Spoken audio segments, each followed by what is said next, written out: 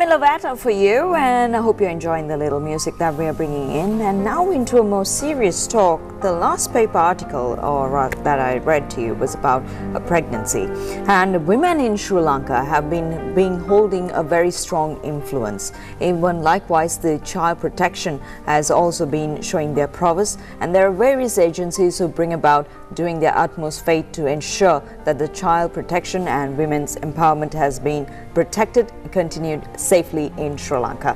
While we speak of that, we have the UNICEF Sri Lanka representative joining us on Rise and Shine, Mr. Reza Hossaini. Very good morning to you, sir, and thank you very much for joining in. We're here to talk about the Millennium Development Goals, its significance, etc. But I'm sure some of the people out there, most of the people out there, wouldn't know what the Millennium Development Goals are. So would you please brief us in short as to what it is about? All right. The Millennium Development Goal, it goes back to 2000, where over 189 leaders of the world, they came together to the UN, and they committed to themselves to a world free of hunger, a world free of violence, respect for diversity, respect for nature. This formed actually the Millennium Declaration. Out of that, it came 8 goals, what we now call Millennium Development Goals. One of them was reduce poverty by 2015, actually 3 years from now, reduce child mortality, improve maternal health, which is the issue that you were referring to, access to education, environment, HIV/AIDS, partnership for development, and gender equality. This is the 8 goals that the leaders, they committed themselves to achieve. They set certain targets to achieve by 2015.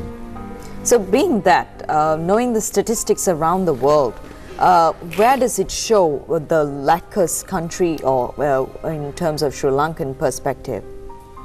Well, let's see global, and then we can zoom into Sri Lanka, because Sri Lanka in many ways is so special.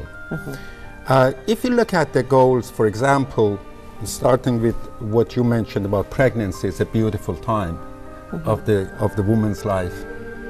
Yes, it is, but unfortunately, if you look at around the world, not for everybody.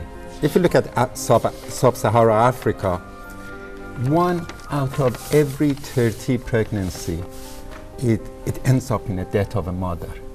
1 out of 30. While if you look into Europe, in developed countries, it's 1 out of 5,600 pregnancy. So there is this gap which is out there. That's in terms of maternal health. If you look at the child health, actually there has been quite an impressive improvement. Back in 1990s, there were over 12 million children every year that they would die before they reach their age of 5, before they reach their 5th birthday.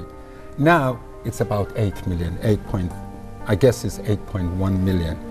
So yes, there has been an improvement, but again, we have to keep in mind that every day, 12,000 children needlessly are dying of the causes that most of them are preventable.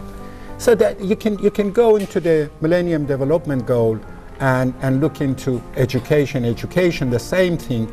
We promise that the world, actually leaders, they promise that by 2015, every child will have access to education. But look at the data right now, only 87% of the children are out in the school. We are talking about 69 million children out of school. So that's a global picture, but Sri Lanka is different. About Sri Lankan perspective, what do you think about the health and education sector in Sri Lanka? All right. Sri Lanka has a fantastic history of taking care of its children. If you look at the past policies, Sri Lanka was among the first countries in the world that actually made education free and education compulsory. And still it's free. And it still is free. And as a result, right now, if you look at Sri Lanka within the context of the region and even beyond the region, there are many countries that have got 98% school enrollment. So when you look into, similarly look into the health sector, child mortality in some part of Sri Lanka, it's compared to the best of Europe. So you do have those systems that were put in place, whether it's education, access to education, or health system, access to health system, that has brought those achievements for Sri Lanka. But then there are ways to go. There are issues that needs to be addressed in terms of the quality that we can discuss. And we spoke about health and education now. I'm sure around the global perspective, to make sure that everything is sustainable, there has to be that particular platform, and there must be those challenges that you're facing day to day when it comes to the Millennium Development Goals. What is your view on that?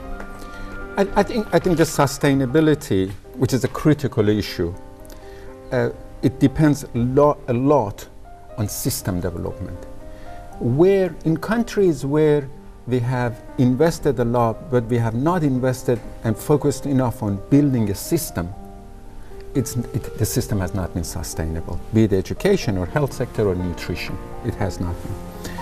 Another pillar of sustainability is participation. You cannot possibly have a child reaching its full development if parents, if communities are not participating. And that's something that we need to further strengthen around here. The other thing is, and this particularly applies for the countries that have done so well, like Sri Lanka, start looking where the gaps are, where the pockets of unreached or marginalized are, and then focus on those areas, because those are the ones that they bring your national average down. Be it, for example, in Sri Lanka, be it in the plantation, mountainous area, or areas that sadly had been affected by years of conflict. Okay. But if I may add to what Sharon mentioned, now you mentioned about 8 goals that have been put down by the leaders of the world. Is there numerical goals, as you mentioned, reducing poverty by 2015? Is there a numerical goal that is being set, maybe dropping down to this percentage? Yes, it has, but if you look into the goals, there are some countries that are well on track to achieving those goals. Sri Lanka is a clear example of that.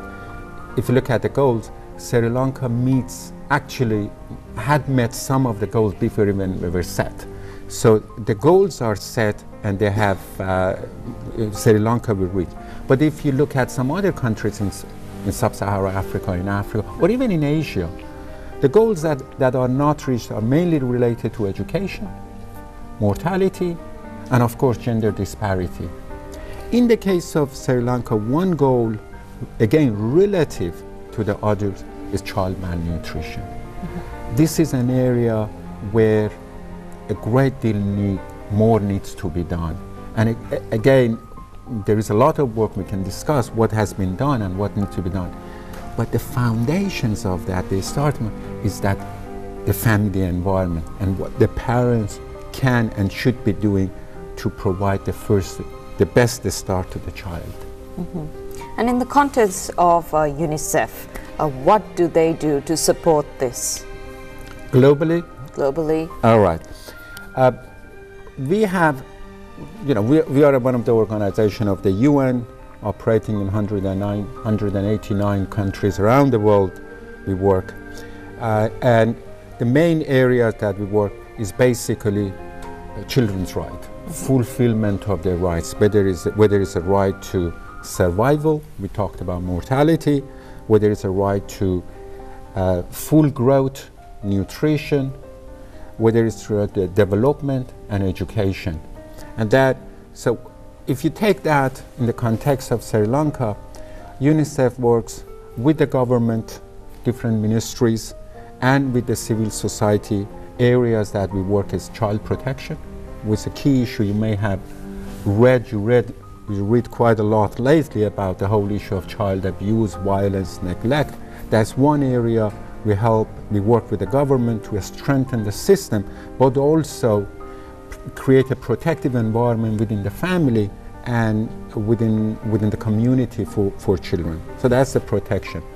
Another pillar is education. We work very closely with the Ministry of Education, not only in terms of improving access to education, but more and more the focus is on quality education, shifting the focus from teaching to learning, what children learn in order to be a productive member of the community. And then the other one is health and nutrition, which one of the main programs we have is the nutrition. We work with different sectors within the government and also with civil society on nutrition. And we had health, nutrition, and of course water and sanitation within the schools and within the community. These are mainly focused on the areas, the lagging region, the areas that are left behind. Right. With that, Mr. Reza Hossaini, thank you very much for joining us as we spoke a very important, vast diversity area. We understand the UNICEF is involved in all these areas to support and create awareness and to ensure that Sri Lanka is established in that particular state. Thank you very much for joining us and sharing your message with all our viewers out there. Thank you very much. Thank you for having me with